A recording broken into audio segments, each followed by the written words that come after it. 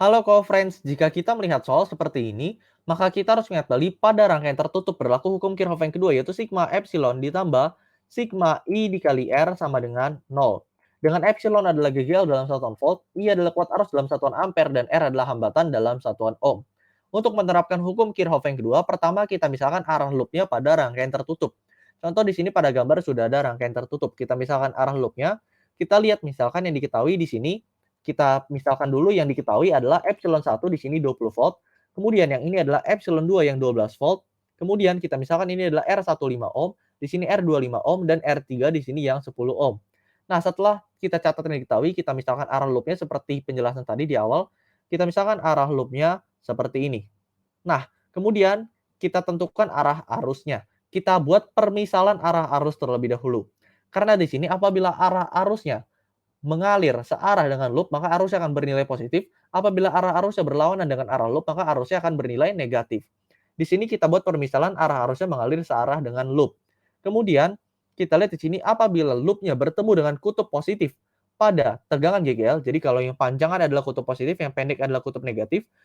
Jadi dia kalau ketemu kutub positif, maka GGL akan bernilai positif. Kalau dia ketemu kutub negatif, GGL akan bernilai negatif. Kita lihat di sini arah loopnya.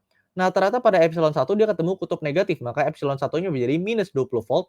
Kemudian pada epsilon 2 kita putar arah loopnya, maka di sini dia akan ketemu dengan kutub negatif juga. Maka di sini epsilon 2-nya bernilai minus 12 volt. Nah, karena di sini rangkaiannya seri, maka kuat arus yang mengalir pada setiap komponen pada rangkaian seri besarnya adalah sama. Jadi itu kita misalkan saja dengan I. Nah, kita terapkan hukum Kirchhoff yang kedua. Maka di sini sigma epsilon, ada epsilon 1 dan epsilon 2. Kemudian ditambah sigma I dikali R. Berarti hanya ada I dikali R1. Kemudian ditambah I dikali R2. Ditambah I dikali R3. Hanya ada 3 resistor atau 3 hambatan baru sama dengan 0.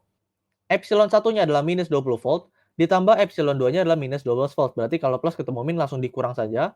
Ditambah I dikali R1-nya di sini adalah 5 ohm, berarti I dikali 5. Ditambah I dikali R2-nya adalah 5 ohm. Ditambah I dikali R3-nya adalah 10 ohm, sama dengan 0. Maka di sini kita dapat untuk minus 32 ditambah 20 I sama dengan 0.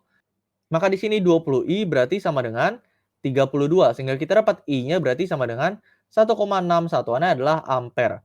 Nah, ditanya adalah kuat arus dan tegangan antara A dan C. Karena di sini rangkaian seri, maka kuat arus yang mengalir pada setiap komponen pada rangkaian seri adalah sama, yaitu 1,6 ampere. Berarti di sini jawaban opsi A, B, C, D, dan E salah semuanya.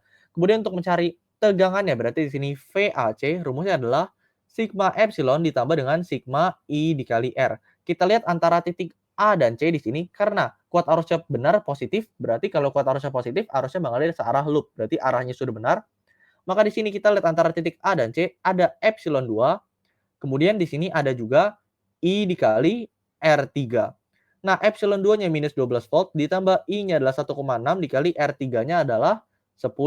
Maka kita dapat di sini menjadi minus 12 ditambah 16 sehingga kita dapat VAC-nya tegangan antara A dan C adalah sebesar 4 satuannya adalah volt. Jadi jawaban yang paling tepat adalah 1,6 ampere dan 4 volt.